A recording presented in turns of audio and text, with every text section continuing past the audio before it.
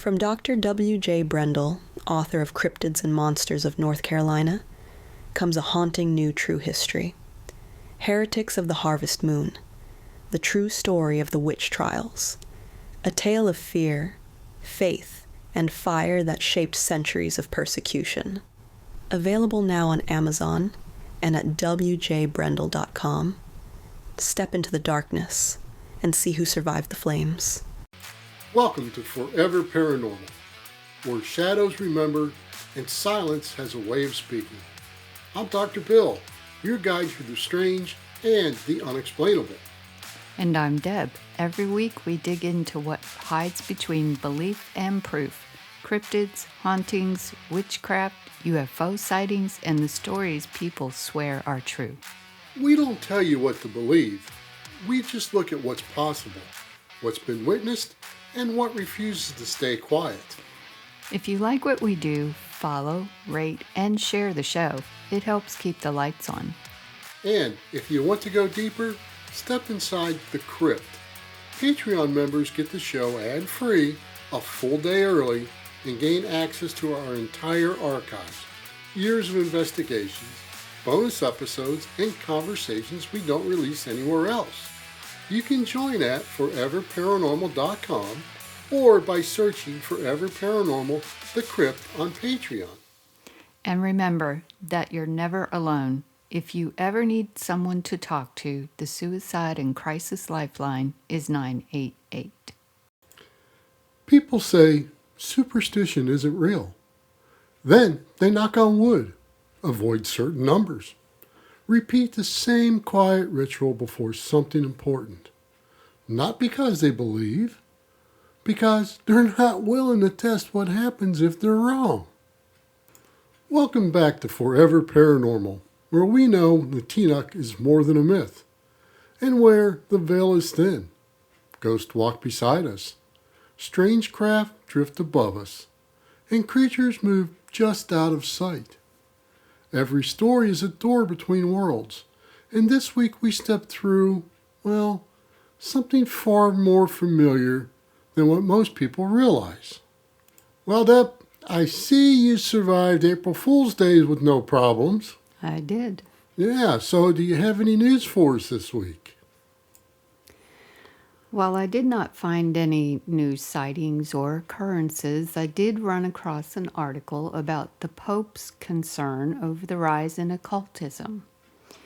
Whether or not you believe in the idea that people can become possessed by demonic entities, it's something that the Catholic Church still seems to take very seriously. It was a topic of discussion recently when a delegation from the International Association of Exorcists met with the Pope. I didn't know there was such an association. Yes, there is. Yes, definitely. Well, they are apparently concerned with the state of the world today, aren't we all? Yes, we are. It is unclear whether anything came of this meeting, but it does make even a non-believer take pause and think about preparations for the worst case scenario. Yeah, that's a pretty good way to look at things. And, you know, the Catholic Church does a lot of things to prepare, right? And I'm not sticking up for them because I'm no fan, but they do a lot of things to prepare for worst case scenarios. I think because one day they know they're going to be called out. But anyhow, we're not going to discuss religion. Okay. All right, Deb. This week, we're not chasing a creature in the woods or a shadow in an empty hallway somewhere. We're looking at something a little quieter. Something people carry with them every day without thinking about it. Superstitions. The lucky shirt, the knock on the wood, the number you avoid, the small habit you repeat before something that matters. Most people treat those things like harmless little quirks, maybe routines, maybe even jokes. But they're not random, and they're not new. Superstition sits in a strange place. It exists between belief and behavior, between logic and instinct. People who consider themselves rational still actually follow them. Maybe not always openly, maybe not always consistently, But when the moment matters, when something feels a little uncertain, those habits come back. That alone tells you something. If a superstition has no function, it would have disappeared. But it didn't. In fact, it's still everywhere. You see it in athletes who repeat the same routine before every game, the same steps, the same timing, the same order. Break that pattern and something just feels off. Maybe your performance drops, your confidence shifts a little bit. Not always because anything external changed, but because the internal state did. And that's where the first layer of superstition sits, in control, or at least a feeling of it. Psychologists have studied this for decades. When people face uncertainty, especially high stakes uncertainty, they look for patterns. If they can't find real ones, well, they create them. And once a behavior gets links to a positive outcome, even once, it sticks. Not maybe because it's true, but because it worked. At least once, and the brain holds on to that. That's a concept called illusory correlation. It's simple. The mind connects two things that aren't actually related. For example, you wore a certain jacket, something went your way, and now that jacket matters, right? Now it's lucky. Not logically, but emotionally it does. It's connected. And emotion is what drives repetition. So are you basically talking about people tricking themselves? Or is there something more useful happening underneath that? Well, that's a fair question, Deb, because on the surface it does kind of look like self-deception. But, the effect is real. So when someone believes they have control, maybe even if that control is symbolic, their stress levels drop, their focus sharpens, their confidence increases, and that changes their behavior, Deb, and that can improve outcomes. We know that. Have a positive mind, have a positive outcome. They've even done controlled studies on this. People were given a lucky object, even when they knew it was just kind of arbitrary, and they actually performed better tasks than those who weren't given one. Not dramatically, but consistently enough that they were able to measure it. So that tells us the superstition itself isn't really causing the success, but the state of mind that creates it. And that's the benefit most people miss. It's not all about magic. It's about what belief does to the mind. And once you see that, you start to notice how often people rely on it. You get sailors refusing to speak certain words at sea. Not because there's any proof, but because the ocean doesn't offer second chances. So if avoiding a word gives you even a slight sense of control, yeah, you take it. Soldiers will carry small objects into battle, like coins and photographs or pieces of something personal. And those aren't just memories for them, they become anchors. Something stable in an unstable environment. Well, even in everyday life, people do it without thinking. You knock on wood. You avoid walking under ladders. I know I'm guilty of that. And you pause at certain moments for no clear reason. Individually, they look insignificant. Collectively, they'll tell a different story. They show that people don't just want control, they need it. And when real control isn't available, symbolic control takes place. I'm pretty sure every married man can relate to this. You're driving down the road and you're not putting the brakes on quick enough. So all of a sudden the brakes by the person in the passenger seat comes on, and that helps. That gives them a symbolic control, right? Whatever. Well, that's the practical side of superstition, Deb. And that's the part you can measure, the part you can explain. But that's not where it all ends. Because we know once a behavior becomes tied to an outcome, and once that outcome repeats, something else begins to happen. The line between habit and belief starts to blur. And that's where things really shift. When does it cross the line? When does a superstition stop being helpful and start becoming stronger? Well, that's a pretty good question, but there's really no clear picture of that. I mean, things like this don't happen all at once. There's no exact moment when someone decides, okay, this is real now. It just kind of builds quietly. A person repeats a behavior. Something goes right. They repeat it again. It works again. Or at least it doesn't fail. And over time, the behavior stops feeling optional. It really starts feeling necessary. Maybe by not doing it, it creates some kind of discomfort in people, sometimes anxiety, sometimes a sense that something will go wrong, even if they can't explain why. And that's where superstition changes from a tool into really dependency. Now, from a psychological standpoint, that still fits within known behavior patterns, reinforcement, conditioning, pattern recognition, and there's nothing paranormal required about it. But here's where it gets more complicated, Deb, because not all superstitions stay internal. Some of them begin to shape how people interpret the world around them. A sound in a house, a shadow in a corner of a room, a coincidence that lines up just a little too well with something they've come to expect. And once somebody already believes that actions influence outcomes in unseen ways, those moments don't stay neutral. They get interpreted, assigned a meaning, and once meaning is assigned, the whole experience changes. At that point, you're no longer dealing with the habit. You're dealing with perception. And perception is where the boundary starts to thin. Because after a while, superstition stops being individual, right? It becomes shared. And once it's shared, it carries weight. Not because it's proven, because it's repeated. It would be like all the fans putting their baseball cap inside out to root the team on. It's a perfect example of why you see this clearly when you step outside of individual habits and look at culture. Every region has them. Every time period carried its own set. Some of them are so ingrained, people don't even recognize them as superstitions anymore. Numbers are one of the simplest examples I can give. In parts of East Asia, the number 4 is avoided because it sounds like the word for death.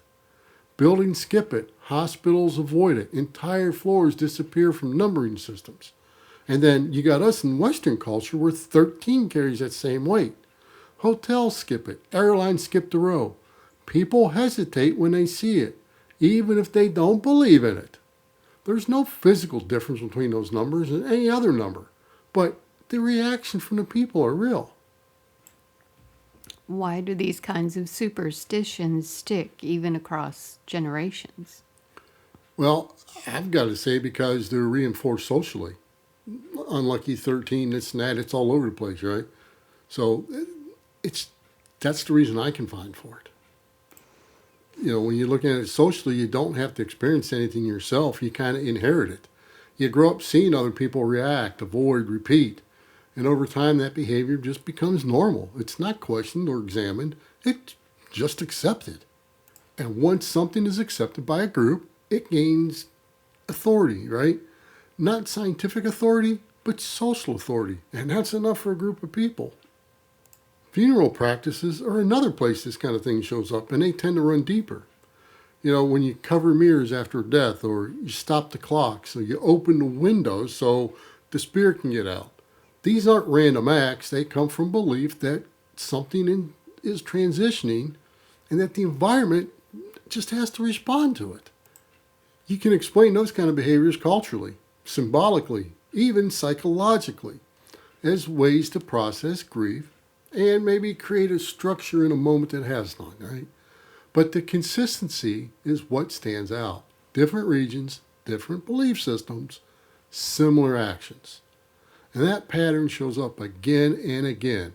And it raises a quiet question, Deb. Are these just human responses to loss? Or are they attempts to manage something people felt but couldn't explain? That's where interpretation starts to shift. Because once a group agrees that certain actions matter, those actions really stop feeling optional.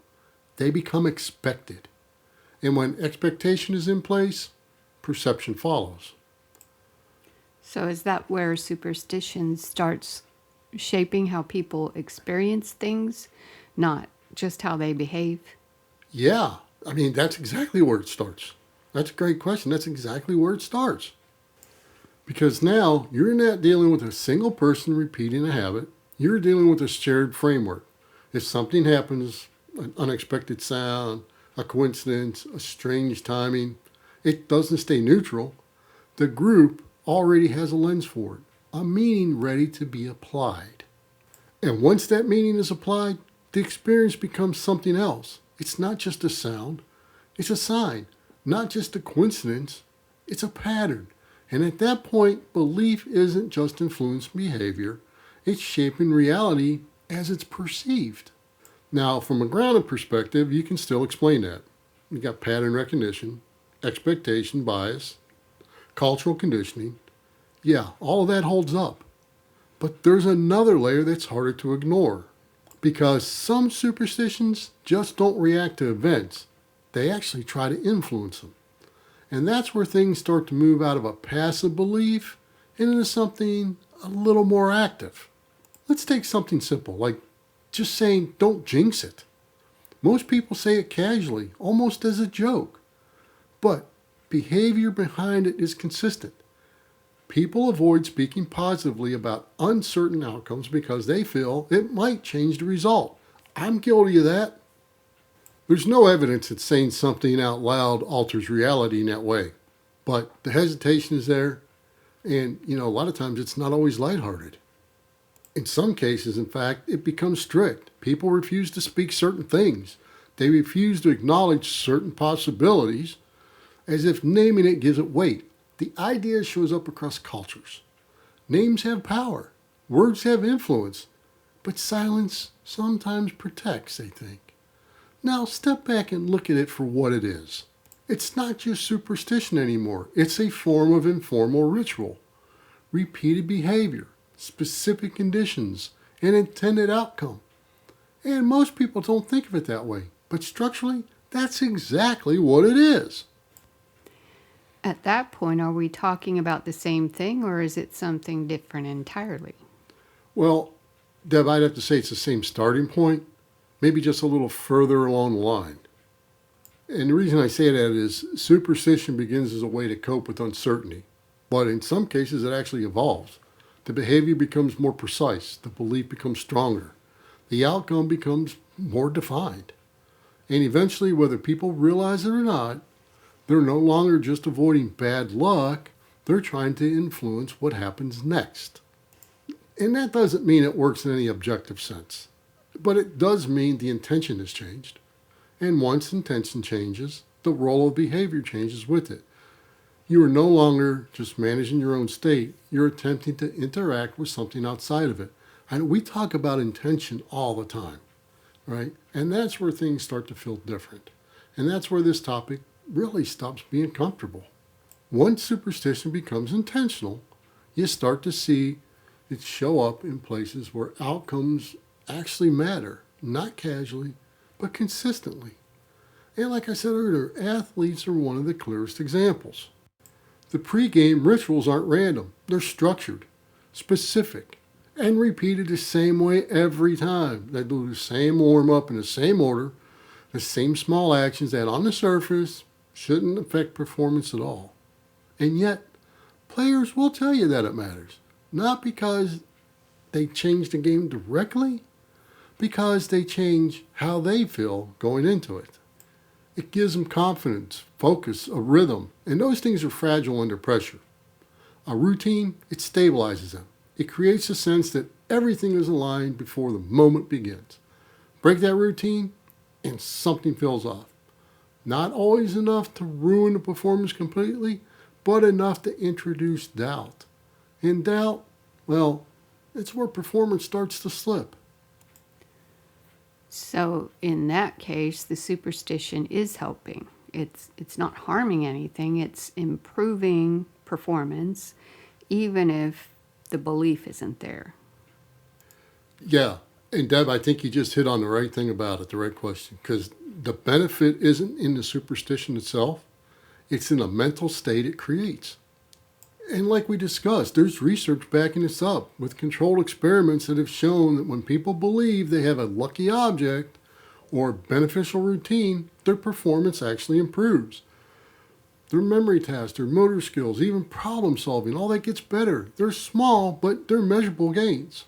And maybe not because luck exists in that form, but belief reduces anxiety. And reduced anxiety improves execution. That part is established, but there's a line. And once it's crossed, the benefit really kind of starts to reverse itself. And that's because the same mechanism that creates confidence can also create dependency. If a person believes a behavior contributes to success, they'll repeat it.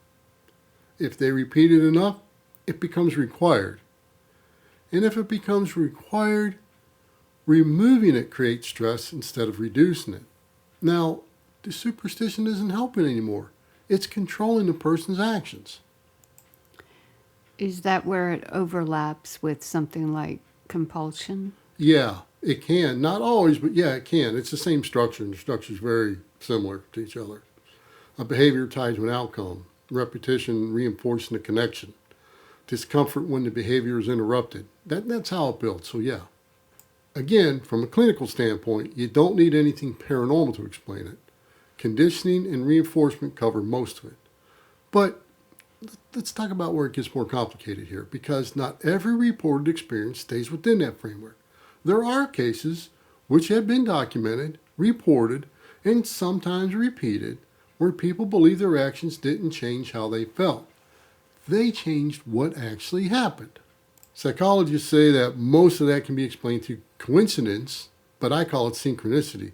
It's selective memory or interpretation after the fact. That's the grounded view, and it holds up in the majority of situations. But not all reports are that simple. Some involve patterns that people claim are consistent, specific actions followed by a specific outcome over time. Enough repetition that, from their perspective, it stops feeling like chance. Well, that doesn't make it objectively true, but it does make it harder to dismiss entirely without looking closer at it. Are you saying superstitions affect reality, or are we talking about perception? Yes, to both of those, but maybe not directly. What can be said with confidence, though, Deb, is this. Superstition clearly affects our perception. It clearly affects our behavior. And through our behavior, it can influence outcomes in indirect ways. That's established. We know that. What's not established, though, at least not in a way that meets scientific standards, is that superstition directly alters external events without some kind of physical or behavioral mechanism involved. That claim remains unproven, but here's the part that keeps the question open. Human experience doesn't always separate cleanly into internal and external. If someone believes something strongly enough to change how they act, and that changes the outcome, that result feels real to them. And over time, that feedback loop strengthens the belief in what they're doing. At that point, whether the cause is internal or external really stops mattering to the person experiencing it. The effect is what they remember. And the effect is what they repeat. That's how superstition survives. Not because it's verified, because it works often enough in some form to keep being used. And in rare cases, it leads people to something else entirely. Because once you accept that actions might influence outcomes in unseen ways, even indirectly, it opens the door to a different kind of thinking. Not just avoidance, not just luck, but interaction. And that's where superstition begins to resemble something older, something more structured, something intentional.